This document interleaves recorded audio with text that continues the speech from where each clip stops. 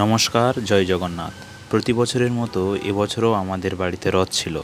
গত ২৭ তারিখে ছিল সোজা রথ, আর আজকে ছিল উল্টো রথ। ৯ দিন পর জগন্নাথ, বলরাম, সুভদ্রা ঘরে ফিরছে। এই ৯ দিন তারা মাসির বাড়িতে বেড়াতে এসেছিল। এবার সময় হয়েছে ঘরে ফেরার পালা। আমাদের পাড়ার ৮ থেকে ৮০ সবাই ভিড় করেছে জগন্নাথ, বলরাম, সুভদ্রাকে ঘরে ফেরানোর জন্য। প্রায় ৪ কিলোমিটার রাস্তা খালি পায়ে সবাই হেঁটে মাসির বাড়িতে পৌঁছেছে। এদিকে জগন্নাথ বিদায় নেবে, তাই মাসির কান্না থামছে না। কাঁদতে কাঁদতে বরণ করছে।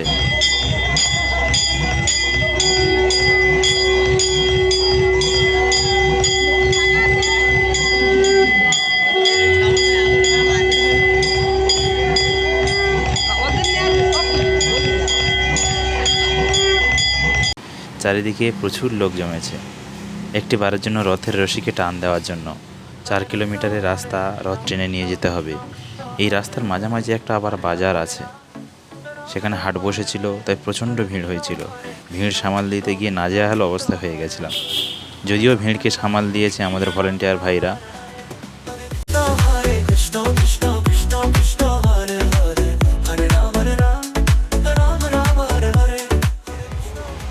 অবশেষে বাড়িতে পৌঁছালাম। দেখতে দেখতে রাত 7:30 বেজে গেল। এত রাস্তা খালি পায়ে হাঁটতে হাঁটতে সবাই ক্লান্ত হয়ে পড়েছিল। ভক্তদের জন্য সেবার আয়োজন করা হয়েছিল। প্রায় 250 লোকজন এসেছিল। সবাইকে একসাথে বসাতে পারিনি, 3টে ব্যাচে ভাগ করে বসাতে হয়েছিল। আয়োজন ছিল সাদা ভাত, ডাল, ডালনা, চাটনি আর পাঁপড়।